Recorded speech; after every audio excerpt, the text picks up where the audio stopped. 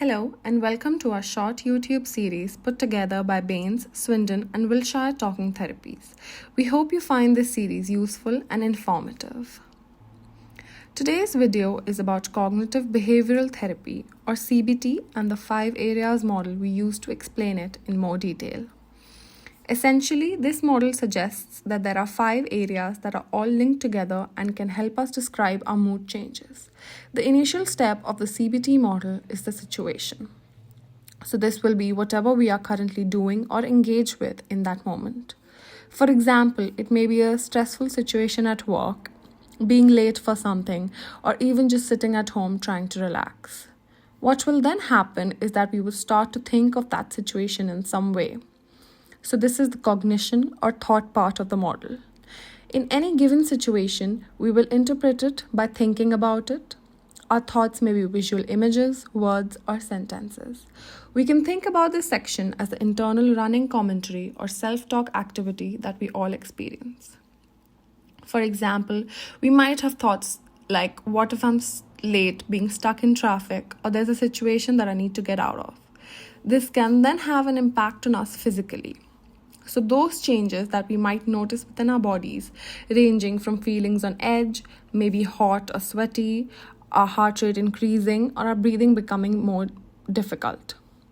It could also lead to feelings of tiredness and exhaustion.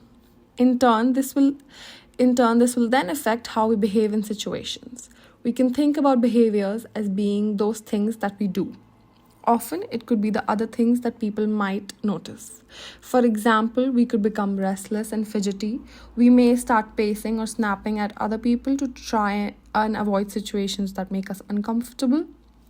We might start to spend more time doing less, spending large proportions of the day in bed, or sat on the sofa not engaging in hobbies or other things that we enjoy. This then affects our emotions. We can think of our emotions as those one-word descriptions of how we are feeling. So we may feel stressed, anxious, upset, depressed, worried, sad, or overwhelmed.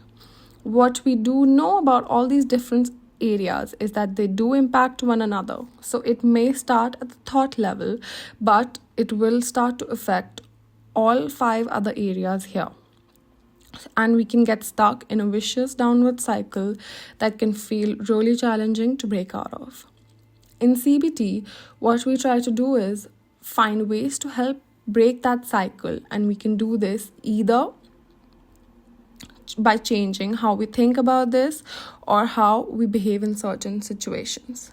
If we can change one of these areas, we may then notice like a ripple effect on the rest of the cycle.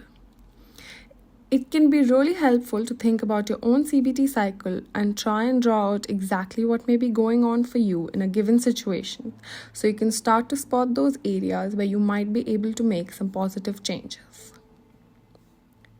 Thank you for taking the time to watch today's video on cognitive behavioral model. Please feel free to check out the other videos in our series, and if you feel it would be helpful, do not hesitate to get in touch to book an appointment with your local service.